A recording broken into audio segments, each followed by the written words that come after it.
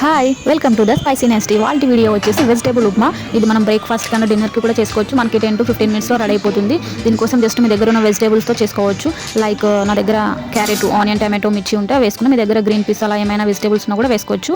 ఇందుకోసం జస్ట్ ఒక బౌల్ తీసుకొని అందులో గీ ఆర్ ఆయిల్ వేసి పోపు దినుసులు, జీలకర్ర, ఆవాలు, మినపప్పు, శనగపప్పు, కరివేపాకు అండ్ జీడిపప్పు కూడా వేసి ఫ్రై చేసుకోండి. నెక్స్ట్ కట్ చేసుకున్న ఆనియన్స్, టమాటో, మిర్చి, క్యారెట్ వేసుకొని ఫ్రై చేసుకోవాలి. ఇవి కూడా ఫ్రై అయిన తర్వాత మనం ఎన్ని కప్స్ అయితే రవ్వ తీసుకుంటామో అన్ని కప్స్కి డబల్, అంటే ఒక కప్పు రవ్వ తీసుకుంటే 2 cups ఆఫ్ వాటర్ తీసుకోవాలి. నేను 1 cup ఆఫ్ రవ్వ తీసుకున్నా, so 2 cups of water add చేశాను. వాటర్ వేసిన తర్వాత తగినంత సాల్ట్ వేయాలి. సాల్ట్ కూడా వేసి లిడ్ క్లోజ్ చేసేయాలి. అప్పుడు మనకి బాగా మరుగుతుంది. వాటర్ మరిగిన తర్వాత అప్పుడు రవ్వ కూడా వేసేయాలి. రవ్వ వేసి లో ఫ్లేమ్లో, అంటే సిమ్లో పెట్టుకోవాలి. సిమ్లో పెట్టి బాగా కుక్ చేయాలి. రవ్వ బాగా ఉడుకుతుంది.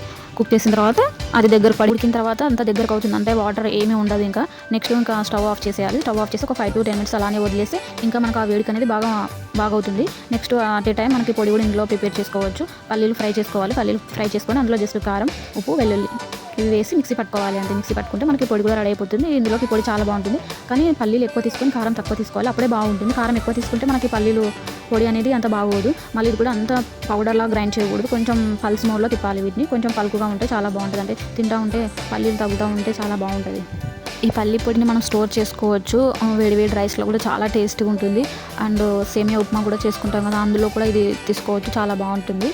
ఇది మరి ఎక్కువ రోజుల్లో పెట్టుకుంటే స్మెల్ వస్తుంది. ఎందుకంటే పల్లీలు కదా, అందులో వెల్లుల్లి కూడా వేసింటాం కాబట్టి మరి ఎక్కువ డేస్ రాదు. ఒక 5 to 6 days వరకు వస్తుంది.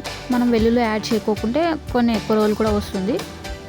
ఇలా అప్పటికప్పుడు వేడివేడిగా చేసుకుంటే ఈ మాన్సూన్ సీజన్లో వర్షంకి వేడివేడి కుక్ చేసుకుని తింటే చాలా హెల్త్కి బాగుంటుంది.